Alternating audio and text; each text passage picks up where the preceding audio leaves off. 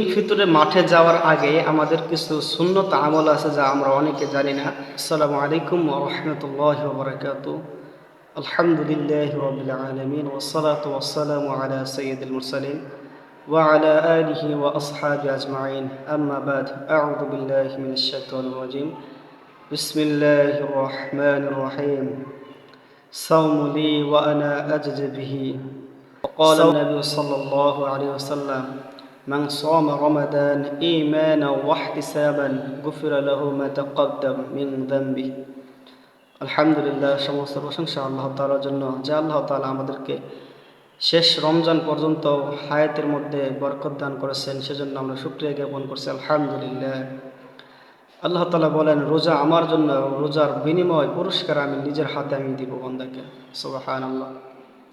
রাসূলুল্লাহ সাল্লাল্লাহু আলাইহি ওয়াসাল্লাম বলেন, যে ব্যক্তি ঈমান সহকারে সওয়াবের নিয়তে ঈমানের মাসে রোজাগুলো করবে, আল্লাহ তাআলা তাকে গুফিরা লাহু মা তাকাদ্দাম মিন যামবি, তার সমস্ত গুনাহ আল্লাহ তাআলা মাফ করে দিবেন।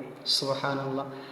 দেখুন, রমজান শেষ হয়ে গেল, তো রমজানের পর আমাদের যে রাত্রিটা আসতেছে, ঈদ উল ফিতরের রাত্রি, এই রাত্রিকে হাদিসের মধ্যে পুরস্কার রাত্রি হিসেবে ঘোষণা করেছেন মহান আল্লাহ তাআলা। মহান আল্লাহ তাআলা এই রাত্রিতে তার সেই বান্দাদেরকে মাফ করেন যারা পরিপূর্ণভাবে হক আদায় করেছেন রোজার, তাদেরকে আল্লাহ তাআলা এই রাত্রিতে মাফ করেন। এজন্যই এই রাত্রিকে পুরস্কার রাত্রি বলা হয়েছে। রাসূলুল্লাহ সাল্লাল্লাহু আলাইহি ওয়াসাল্লাম ঈদ উল ফিতর এবং ঈদ উল আযহা রাত্রি সম্পর্কে হাদিসে বলেন, যারা ইবাদতে, এই সওয়াবের নিয়তে ইবাদতে এই রাত্রিতে মগ্ন থাকিবে, তাহাদের দিল মরিবে না, যেই দিন সকল দিল মরিয়া যাইবে। এর দুইটি ব্যাখ্যা হইতেছে। একটি হইতেছে, যেদিন দুনিয়াতে গুনাহের মধ্যে সকল মানুষ ডুবে থাকবে, মৃত্যুর বিভীষিকাময় হয়ে যাব, তখন শুধু ওই ব্যক্তিদের দিল জিন্দা থাকবো যারা এই রাত্রিগুলোতে ইবাদত বন্দী করে। রমজানের রাখার পর আমরা খুব ক্লান্ত হয়ে পড়ি এবং এই রাত্রির দিকে আমরা খেয়াল করি না। অনেক বুজুর্গরা তো মানে সাধারণ লোক তো দূরের কথা, অনেক বুজুর্গ লোক এরকম হয়, দেখা যায় যে তারা এই রাত্রিগুলোতে ইবাদত করে না। এজন্য আমাদের এই রাত্রিগুলোতে ইবাদত করা দরকার, তাহলে আমাদের দিল জিন্দা থাকবে ইনশাআল্লাহ।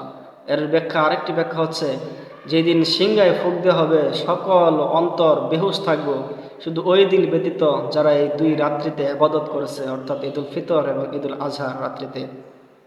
আবার রাসূলুল্লাহ সাল্লাল্লাহু আলাইহি ওয়াসাল্লাম বলেন, যে ব্যক্তি 5টি রাত্রি জাগ্রত থাকিবে, অর্থাৎ ইবাদতে কাটাবে, তার জন্য জান্নাত ওয়াজিব হয়ে যাবে। সুবহানাল্লাহ।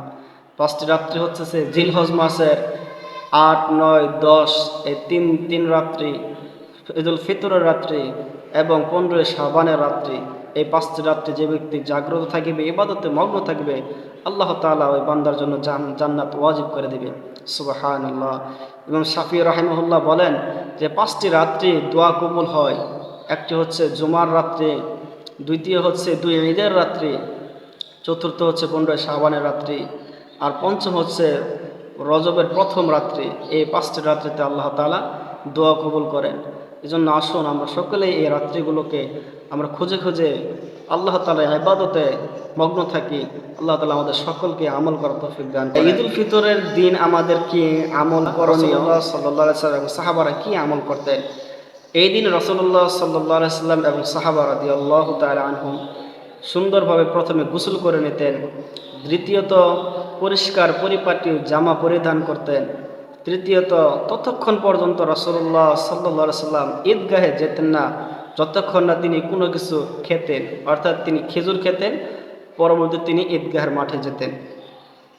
রাসূলুল্লাহ সাল্লাল্লাহু আলাইহি ওয়াসাল্লাম যে রাস্তা দিয়ে যেতেন, পরবর্তীতে তিনি অন্য রাস্তা দিয়ে বাড়িতে আসতেন। এবং রাসূলুল্লাহ সাল্লাল্লাহু আলাইহি ওয়াসাল্লাম মাঠে যাওয়ার পর তিনি প্রথমেই আগে নামাজ আদায় করতেন। নামাজ আদায় করার পর মানুষের সম্মুখে তিনি দ্বীনি আলোচনা করতেন, মানুষকে নসিহত করতেন। এরপর তিনি যখন কোনো দলকে, সৈন্য দলকে যুদ্ধে পাঠানোর চিন্তা করতেন, তাদেরকে যুদ্ধ পাঠাতেন।